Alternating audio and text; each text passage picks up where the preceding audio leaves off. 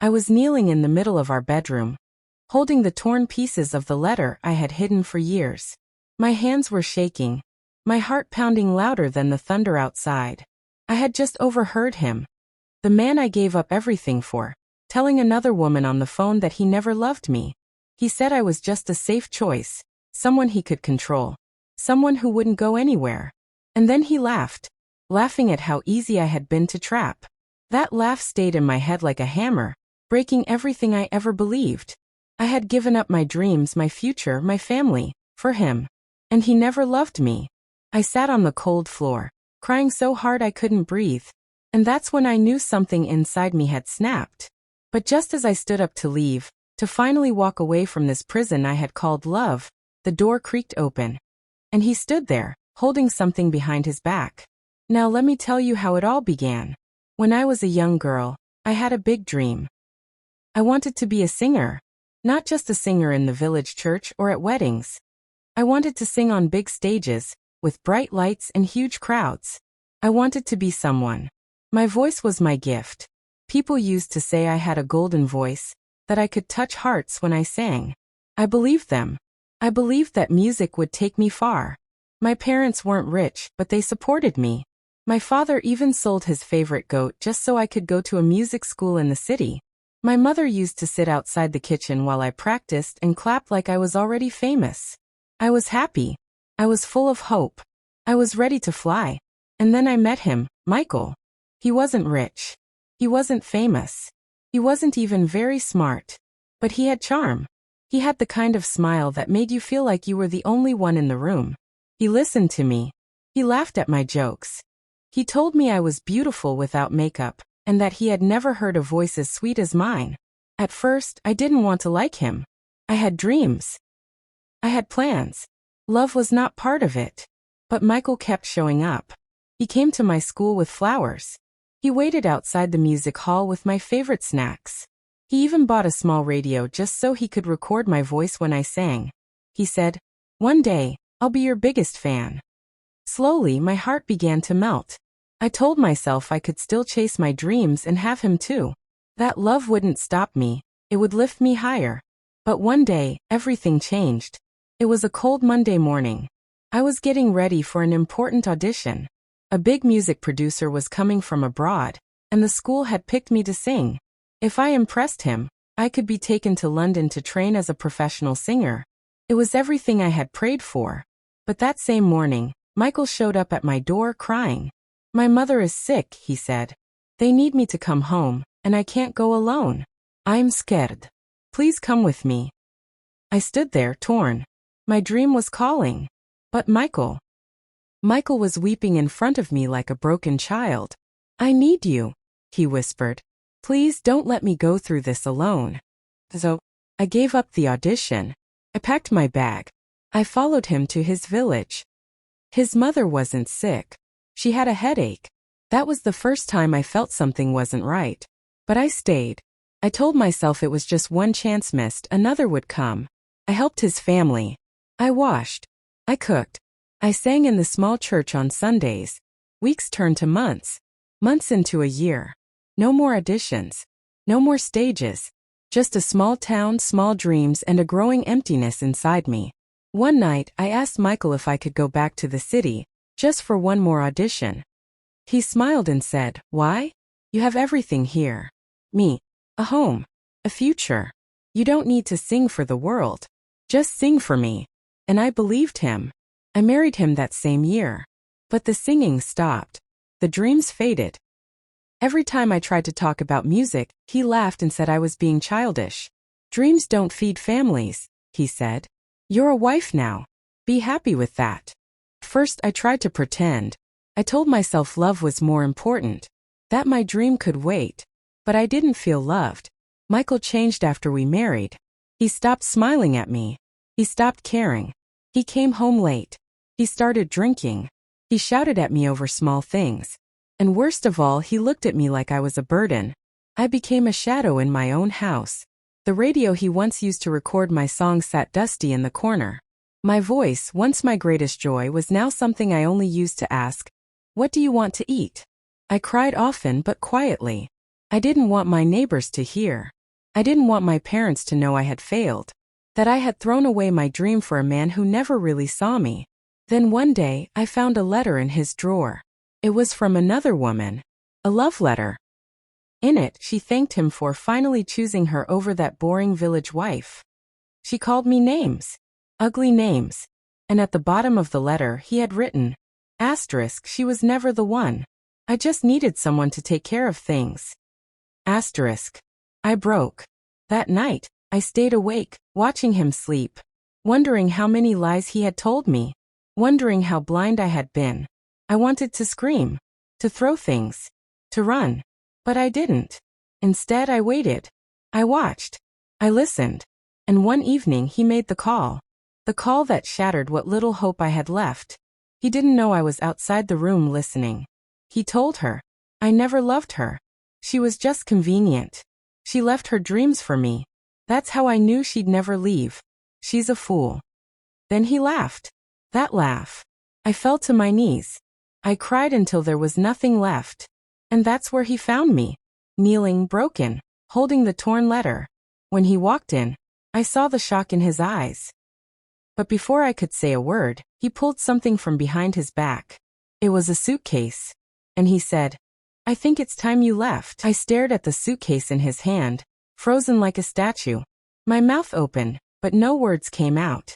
My legs felt weak, like the ground beneath me had disappeared. He tossed the suitcase onto the bed like I was just a guest who had overstayed. I already packed your things, he said, without looking me in the eye. You can go stay with your people or wherever you want. Just don't be here when I get back. It felt like my heart stopped beating. After everything I had given up for him, after every dream I had buried, he wanted me gone? Just like that? I slowly got up from the floor. My legs shook as I walked to the bed and opened the suitcase. My clothes were thrown inside like trash. No care, no love, just tossed like old rags. Even the dress I wore on our wedding day was crumpled at the bottom. Where do you expect me to go? I finally asked, my voice barely louder than a whisper. He shrugged. That's not my problem. I wanted to scream, to throw the suitcase at him, to break everything in that room, but I didn't. I stood there, numb, remembering all the times I had believed his lies. All the times I had told myself he loves me. I wiped my tears and closed the suitcase. I walked out without another word. As I stepped into the street, the wind slapped my face. It was dark. It was raining. I had no plan, no money, no phone. I had not spoken to my parents in years. Not since I left my music dreams for Michael. I didn't know if they would even take me back. But I walked. I walked for hours, soaked cold, with nothing but memories keeping me company. My feet hurt, my stomach was empty, but I couldn't stop. By morning, I reached the edge of town. I found an old bench near a market and sat down, shivering. People passed by, some stared, but no one said anything. I looked like a mad woman. Maybe I was. Then I heard a voice. Auntie, are you okay? I looked up. A young girl, maybe 10 or 11, was standing in front of me with a small basket of bread. Her eyes were wide with worry. I tried to smile but ended up crying again. She sat beside me and gave me a piece of bread. You can have this, she said. My mummy always says God sees everyone, even the forgotten ones. I had no strength to say thank you, but I took the bread and ate it slowly. That little girl reminded me of myself before the pain, before the regret. When I had finished eating, she pointed to a woman across the street. That's my mummy. You can rest at our shop for a while. I followed her. The woman, kind and warm, didn't ask too many questions. She gave me a chair, a towel to dry off, and even a hot cup of tea. I don't know your story, she said, but I can see sorrow in your eyes. Rest. Then decide what comes next. Her words stayed with me. For 3 days I stayed near their small shop. I helped them sell bread. I cleaned. I kept quiet. The woman, Mama Grace, told me I reminded her of her sister who had died long ago. She didn't pressure me. She just let me be. On the 4th day, I decided to go back to my village. I had no choice. I needed to face my past. I took a bus, holding nothing but the small suitcase and a heart full of shame. When I got to my parents' house, I stood at the gate for a long time. Everything looked smaller. The trees, the roof, the road. Or maybe it was me that had shrunk. I knocked. My father opened the door. His hair was all white now. His eyes widened when he saw me. For a moment we just stared at each other. Then he said, "Come in, child." I fell into his arms and cried like a baby. My mother came running from the backyard. When she saw me, she covered her mouth and gasped. But she didn't ask questions. She just hugged me tight. That night I told them everything. From the day I met Michael to the day he threw me out. I told them about the dreams I gave up, the music I abandoned, the pain I carried. They didn't judge me. They didn't say, "We told you so." Instead, my mother held my hand and said, "You may have walked away from your dream, but your dream never walked away from you." Those words healed something in me. The next morning I woke up early and walked to the village church. I asked the pastor if I could sing a song before the service ended. He agreed. As I stood in front of the small crowd, my heart pounded. It had been years since I sang in front of people. My voice was shaky at first. But then something happened. The words flowed from me like a river. The people were quiet, their eyes filled with tears. I saw smiles. I saw hope. And for the first time in a long while, I felt alive. After the song, an old woman walked up to me and said, "God didn't take your voice. You did. But now you've found it again. Don't let it go this time." That night, I sat by the window of my old room and wrote in my journal, "I gave up my dreams for love, but he never loved me. Now I will love myself enough to chase those dreams again."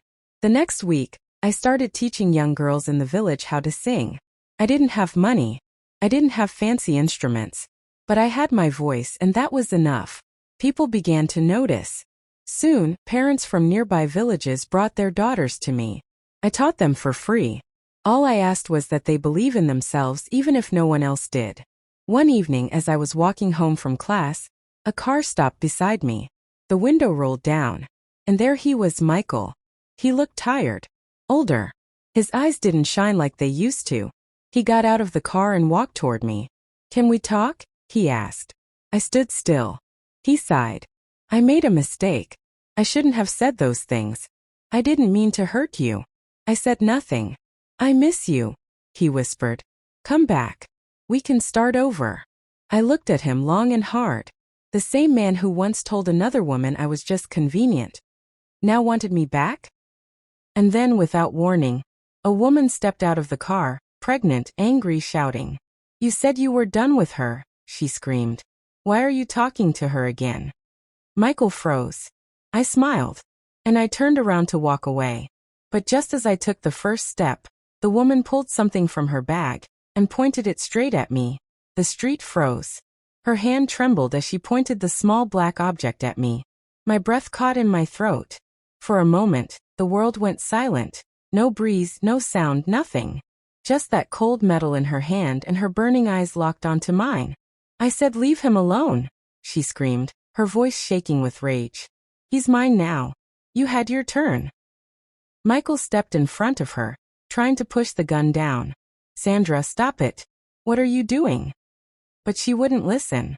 "You lied to me, Michael," she shouted, tears streaming down her cheeks. "You said she was nothing. You said she was gone forever." My feet were frozen to the ground. I didn't know whether to run or scream. I wasn't even sure if it was real. Was I really about to be shot in the street by the same man I gave up my whole life for?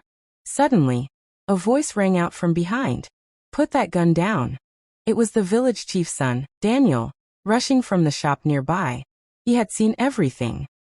More people gathered, peeking from corners, peering out from windows, whispering in fear.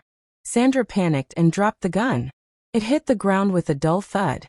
Daniel quickly picked it up and called the police. Michael tried to explain, but no one was listening anymore. I walked away without saying a word. But something inside me changed that day. I wasn't scared. I wasn't angry. I was finally free. Michael and Sandra were taken away that evening. The police said Sandra had stolen the gun from her uncle, who worked at a security company. She was later charged for attempted assault. Michael was questioned too. Apparently, I wasn't the only woman he had played with. There were others. That night, I couldn't sleep. I sat by the window again, looking at the stars. I thought about how close I had come to dying. All because I loved the wrong man. All because I let someone else tell me what I was worth. But the truth was, I had forgotten my own worth long before he did. And that was the biggest mistake of all. The next morning, something inside me lit up like fire. I knew what I had to do. I went into town and met with the principal of the local school. I asked if I could volunteer to start a small music club for girls. He raised an eyebrow. Music? Yes, I said. There are girls here with dreams. Big dreams. But no one listens to them. I want to change that. He agreed. The first day, only 3 girls showed up. One was too shy to speak. Another said her father told her singing was for useless women. The third wanted to learn, but she couldn't sing in tune to save her life. I didn't give up. Every afternoon I worked with them. We clapped our hands, we hummed, we laughed, we cried. Word spread. In 2 weeks, 10 girls came. In a month, 20. By the 3rd month, we had over 30 girls attending from 3 villages. I borrowed drums from the church, bought notebooks with my savings, and taught them everything I had ever learned about music, voice, and courage. The local radio station heard about our little group and invited us to sing live. It was the first time I stepped in front of a microphone in years. When I sang, I closed my eyes. I didn't think about the past. I didn't think about Michael. I thought about that little girl in me, the one who used to sing to the stars, dreaming of the world. And I sang for her. The calls came pouring in after the performance. People wanted to sponsor the girls, donate instruments, even book us to sing at events. But what touched me the most was a single letter, handwritten and folded neatly in an envelope. It read, "I heard your voice on the radio. It made me cry. I used to sing too, until my husband told me to stop. Thank you for reminding me that my voice still matters." That's when I knew I was doing something bigger than myself. But not everyone was happy. There were men in the village, fathers, husbands, brothers, who didn't like what I was doing. They said I was filling the girls' heads with lies. They said, "Music won't feed them." They said, "You're teaching them to disobey." One day after practice, I found my classroom door smashed. The chairs were broken, the drums slashed. A note was pinned to the wall. "Go back to your husband or leave this village." I stood there looking at the mess. The girls behind me were crying. Some were scared. One even said she wouldn't come back. But I smiled. "This is proof," I said, "that what we're doing matters. They're scared because we are strong." I bent down and began picking up the broken pieces. One by one, the girls joined me. Together, we cleaned the room and made it even better than before. The next week, we sang louder than ever. We performed a song I wrote called "She Remembered Herself." It went like this. Musical note: she gave up dreams for love and cried. She hid her voice, she ran and tried. But in her pain, she found her name. And now she sings without the shame. Musical note. The crowd stood up and clapped, some with tears in their eyes. My parents were in the front row. My father smiled at me like I was still his little girl. And my mother mouthed the words, "I'm proud of you." I had built something beautiful from my brokenness. But the joy didn't last long. That night, as I walked home, a man in a black cap stepped out from behind a tree and blocked my path. He said, "You think you're better than us now?" I stepped back, my heart pounding. He pulled something from his pocket, sharp, shiny, and said, "You ruined everything. And now you're going to pay." The silver blade glinted under the moonlight as he stepped closer, his breath heavy and angry. My legs froze again. I wanted to run, scream, disappear, but I couldn't move. My heart beat so loud it drowned the sound of the crickets in the bush. "Please," I whispered, my voice shaking. "Why are you doing this? You turned my daughter against me." He spat. "She used to listen. Now all she talks about is music and freedom. Because of you." I recognized him. He was the father of one of my girls, Anita. He had forbidden her from joining the music group, but she came anyway, always sneaking out after her chores. "I didn't turn her against you," I said carefully. "I just showed her that her dreams matter." He growled and lifted the knife.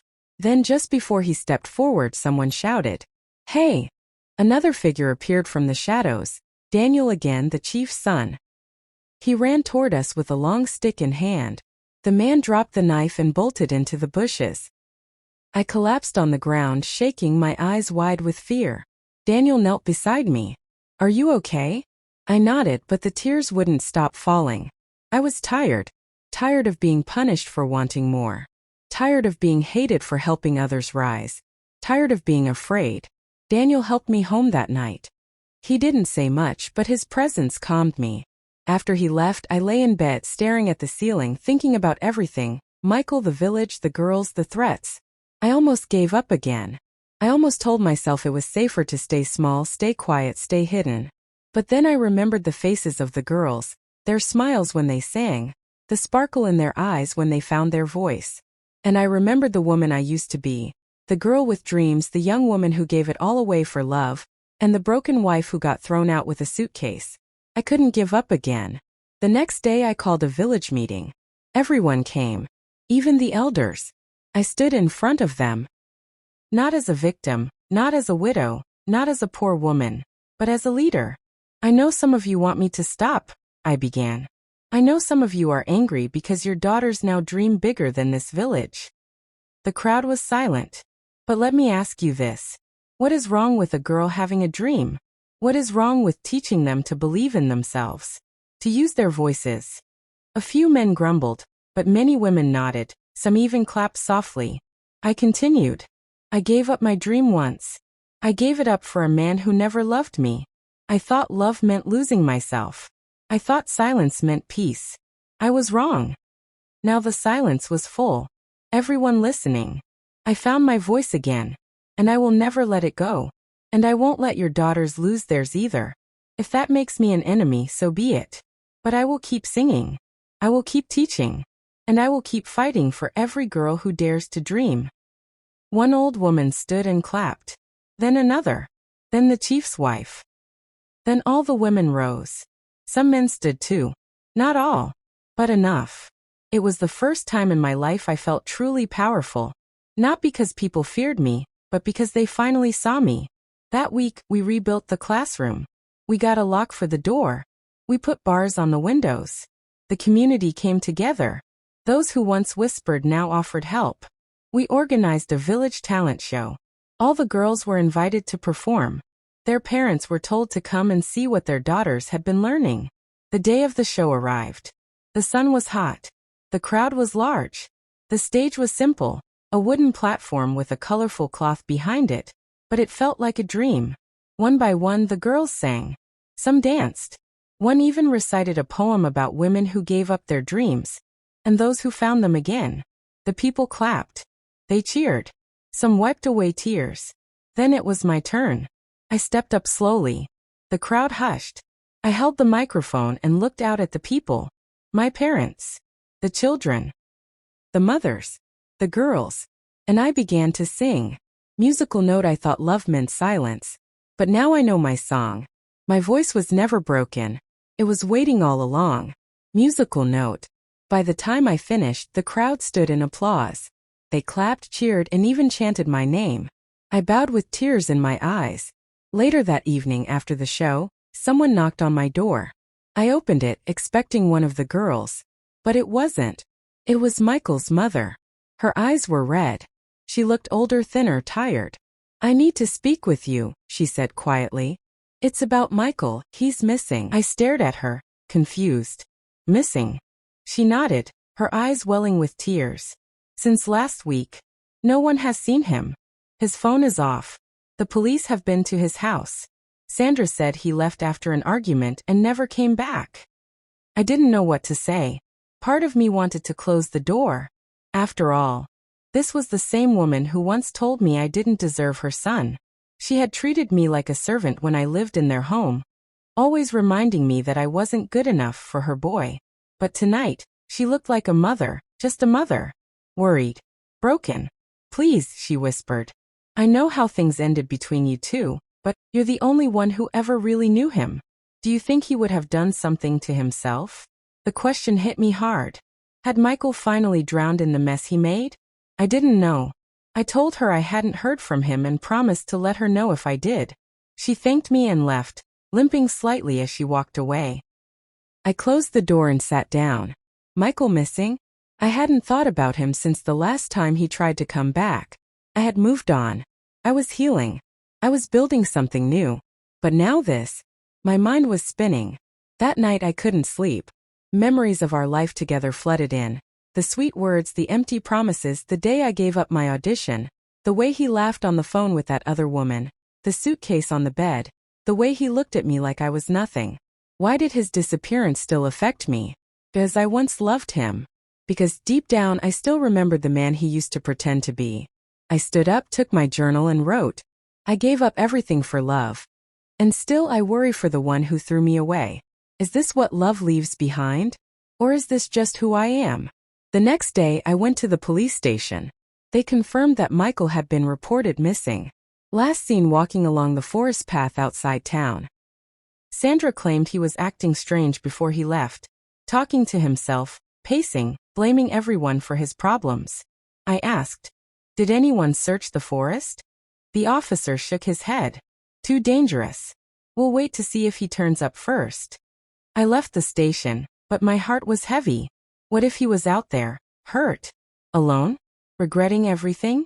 I didn't want to care. But I did. So that evening, I told Daniel everything. I told him about Michael's disappearance, the last words his mother said, and how I felt stuck between my past and my present.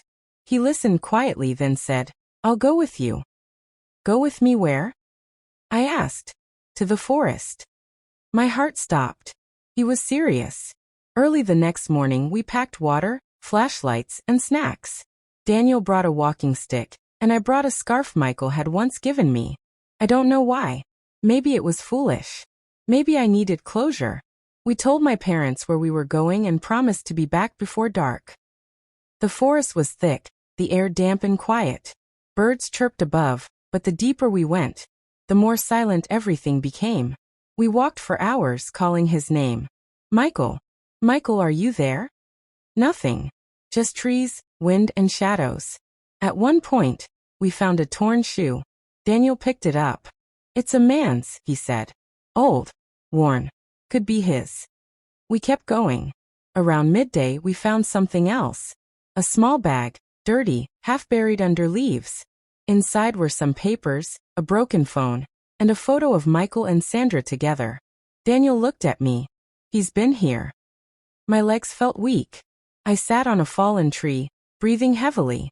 Suddenly a sound. A rustle in the bushes. We both stood still. Michael. Daniel called. No answer. The rustling stopped. Then from behind a thick tree, a figure appeared. Dirty. Thin. Bearded. It was him. Michael.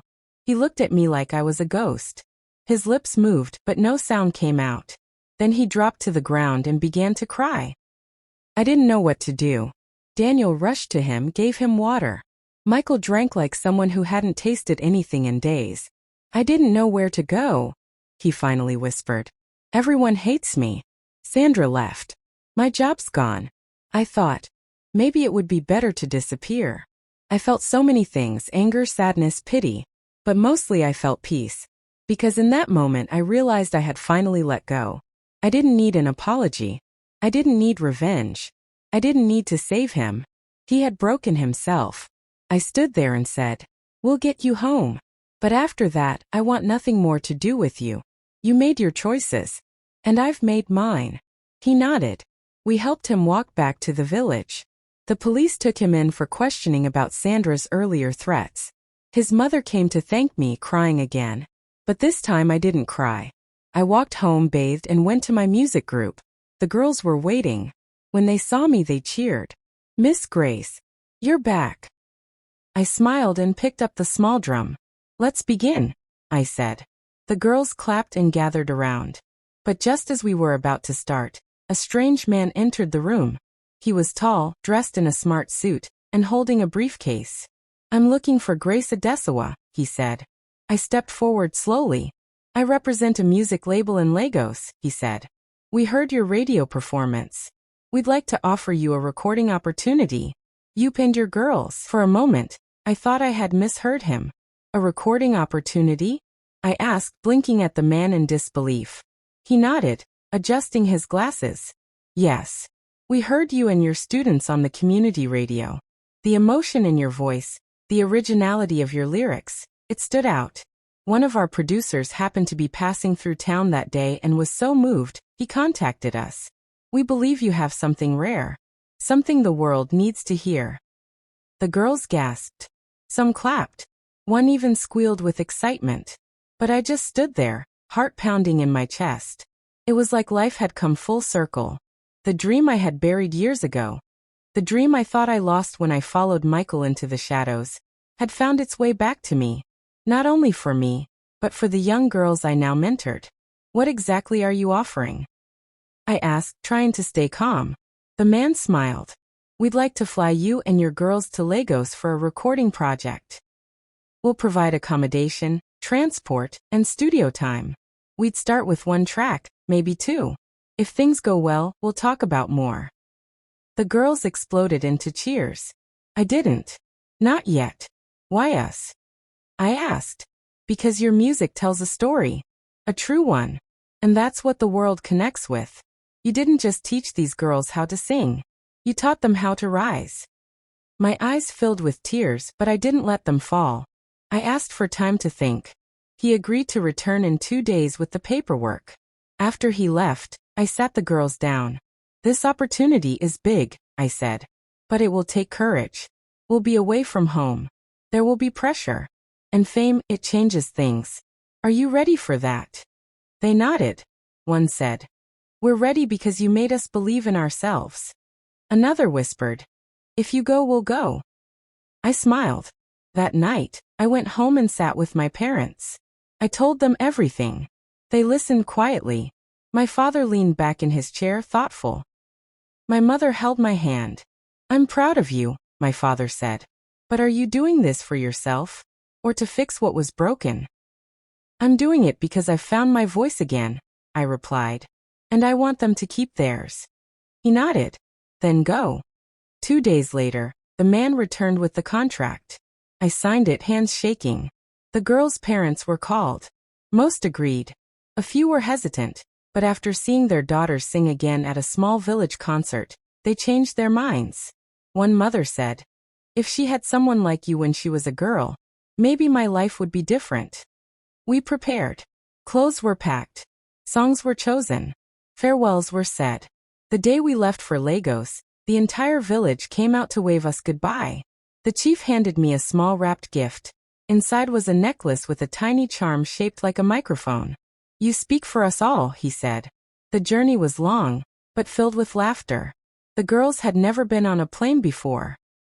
They screamed and held each other's hands during takeoff, then giggled and asked for juice every 5 minutes. When we arrived, the city lights blinded us, but the girls glowed brighter. The music studio was like something from a movie. Glass walls, huge speakers, wires everywhere, and a man in the control room with a beard and headphones. Welcome, he said. Let's make something beautiful. Recording wasn't easy. Some of the girls struggled with nerves. One cried and almost gave up. But I pulled her aside and reminded her of why she started.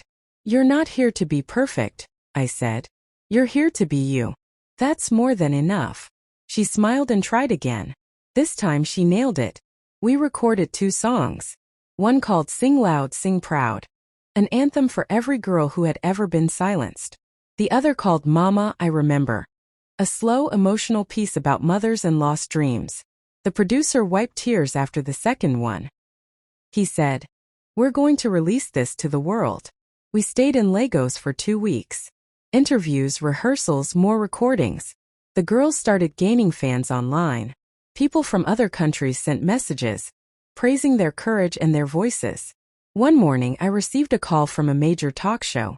They wanted me on their next episode, to talk about how I built the Village Music Group from pain and heartbreak. I agreed. The day of the show came and I sat under bright studio lights. Cameras pointed at me, makeup on my face, microphone clipped to my dress. The host smiled and said, you were once a woman who gave up her dreams for love. Tell us what changed. I took a deep breath and looked into the camera. I gave up my dreams for love. And he never loved me. But that's not where my story ended. I found love again, not from a man but from music. From the girls I teach. From the strength I found after breaking. My dream wasn't lost. It was just waiting for me to be ready. The audience clapped. After the show aired, we were invited to perform at a national music festival. It was the biggest stage I had ever seen. The girls stood behind me, dressed in bright village prints, their eyes wide with excitement. As the lights came on and the music began, I stepped forward and sang the first line. Musical note: this voice was buried once in pain, but now it soars, it flies again. Musical note. The crowd stood. Phones flashed. Cheers rang out. We were a hit. Later that night, back at the hotel, I sat alone on the balcony. The city lights sparkled below. My heart was full. And then my phone rang. A number I didn't know. I answered. A quiet voice spoke. Grace, it's Sandra. I know I'm the last person you want to hear from. But please, I need your help. It's about the baby. It's Michael's. And he's run away again. I froze. My fingers tightened around the phone. What did you just say? I asked slowly, my voice shaking. There was silence on the other end for a few seconds. Then she whispered. I had a baby, Grace, with Michael. But he's gone now. He left me alone with the child. I don't know what to do. I felt like the floor had disappeared under me. The lights of the city blurred as tears gathered in my eyes. Michael. Again. Even after everything, he still found a way to crash back into my life, dragging pain behind him like a storm. And Sandra? The girl who stole him from me? She was now me. Left behind. Broken. Carrying the weight of a man who never truly loved anyone. I should have felt happy. I should have said, good for you. Now you know how it feels. But I didn't. All I felt was sorrow. For her. For the baby. And for the broken girl I used to be. I took a deep breath. Where are you now? I'm in Ibadan, she said, sniffling. I have no job. I've been staying with someone who's about to kick me out. The baby is sick, and I don't have money for the hospital. I didn't answer right away. Inside, a war was happening in my heart. One side said, leave her. She chose her path. The other said, you once begged for help and no one listened. I'll send you money for the hospital, I finally said. But that's all I can do for now. Thank you, she whispered. I didn't know who else to call. I'm sorry for everything. I hung up without replying. I stared out at the night sky, the sounds of the city mixing with the beating of my heart. The next day, I sent money through a trusted contact. I didn't tell the girls. I kept it to myself. But the moment shifted something deep inside me. I had moved on. But Michael's shadow still reached into my light. I decided to face it. I found a quiet day, called my parents, and returned to my village for a weekend. I stood in the same compound where I once cried after Michael first disappeared. I sat in the same room where I tore my music books in silence. Then I walked to the back of the house and opened an old wooden box where I had stored my last handwritten songs. I took them out, faded with time but still filled with fire. One song stood out. I am still here. I read the lyrics and smiled. That night, I held a small gathering of the village girls who had not gone to Lagos with us. We sat under the moonlight. I sang that song to them, my voice raw, honest, full of years. They clapped. Some cried. One hugged me tightly. Thank you for not giving up, she said. Because you didn't, I know I don't have to. When I returned to Lagos, things picked up quickly. Our recorded songs had gone viral. We were invited to speak at women's conferences. Newspapers wrote about our story. How one village woman turned heartbreak into harmony. People began calling me Mama Voice. But fame came with its own struggles.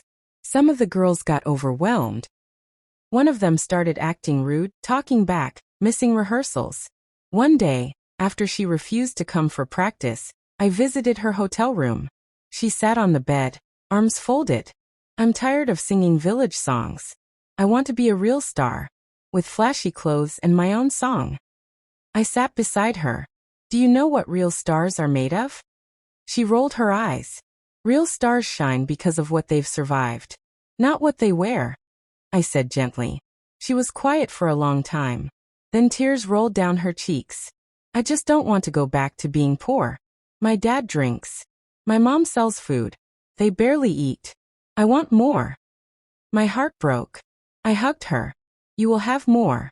But never forget who you are. Or where you come from. That's what makes you special. She returned to practice the next day. Things smoothed out again. The team grew stronger, tighter. We were invited to perform in Ghana. We crossed borders, taking our message further. At the airport, an elderly woman came to me and said, "I watched you on TV. My daughter tried to kill herself last year after her husband left. But she heard your song, Mama, I remember, and she found hope again. Thank you." I held the woman's hands, tears in my eyes. My dream, the one I thought I had lost forever, was now saving lives. Not through fame, but through truth. Then, just when things were getting better again, I received another call. It was Sandra again, but this time she was in the hospital. She had collapsed from stress. The baby was severely underweight. She begged me to come, said she needed help, real help, that she had no one else, that she didn't even have enough milk to feed the child. I didn't want to go. I had done enough, hadn't I? But something inside me wouldn't let me sleep. So I went. When I saw her lying on the hospital bed, pale and thin, the baby wrapped beside her, something inside me cracked open. She looked like me years ago. Alone. Betrayed. Ashamed. I walked over, sat by her side. "Why did you call me?" I asked softly. She looked at me with red eyes. "Because I knew you'd understand. Because I knew you wouldn't laugh at me like the others." I didn't say anything for a long time. Finally, I touched the baby's hand. So small. So innocent. "What's her name?" "Hope," Sandra whispered. I named her Hope because I had none. I took a deep breath. That night I took Hope home with me. Not because I had to, but because I chose to. And as I rocked her to sleep in a hotel crib, I looked out at the Lagos skyline and whispered to the night, "I gave up my dreams for love, and he never loved me.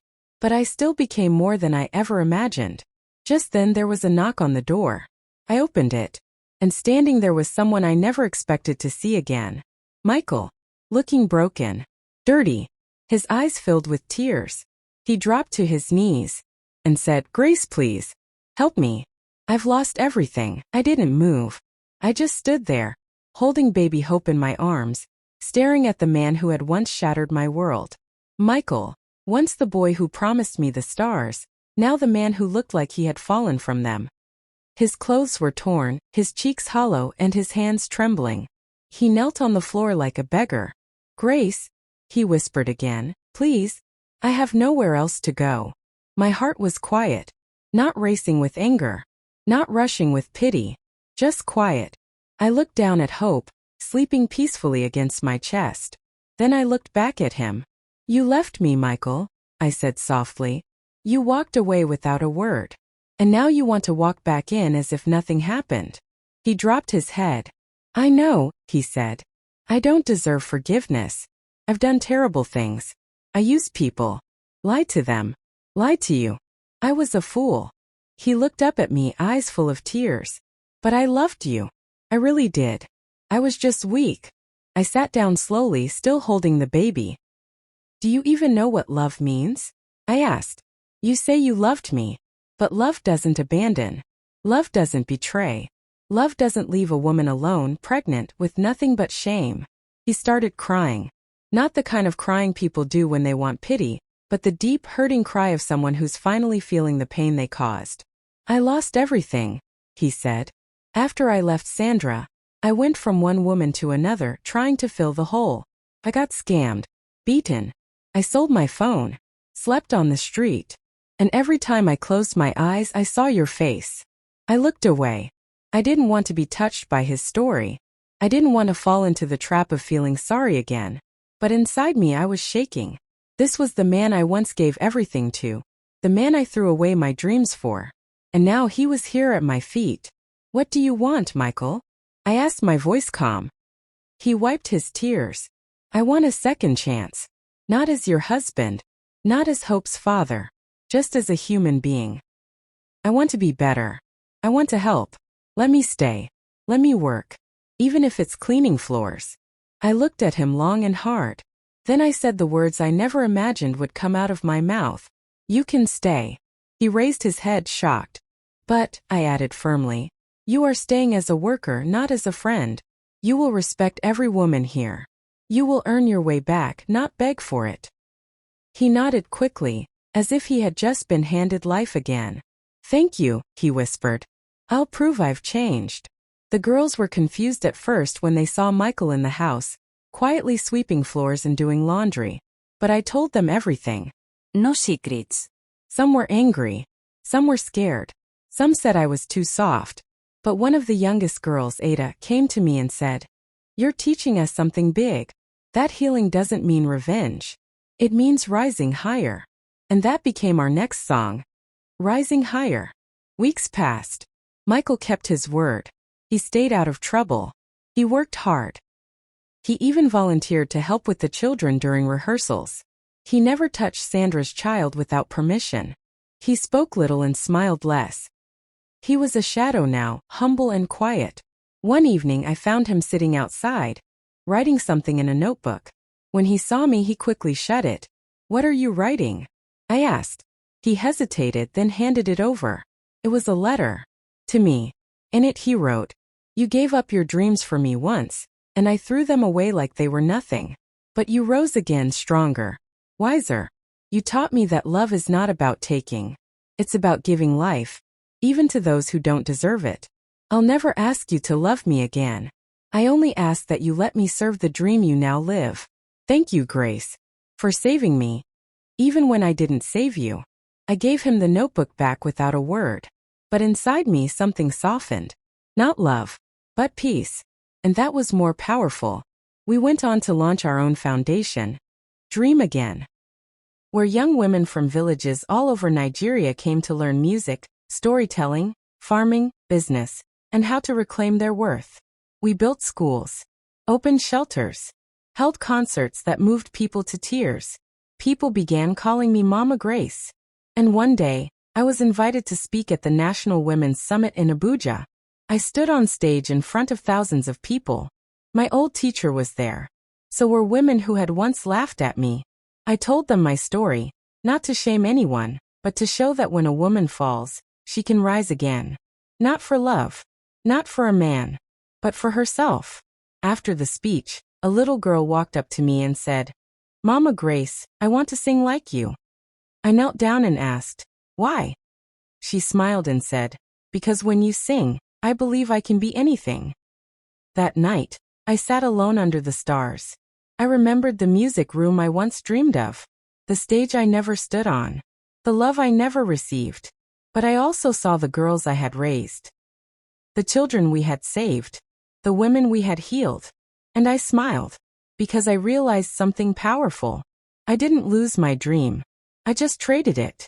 Not for love, but for purpose, for truth, for something bigger than applause or spotlight. I gave up my dreams for love, and he never loved me, but I became the dream, and that is the greatest love of all.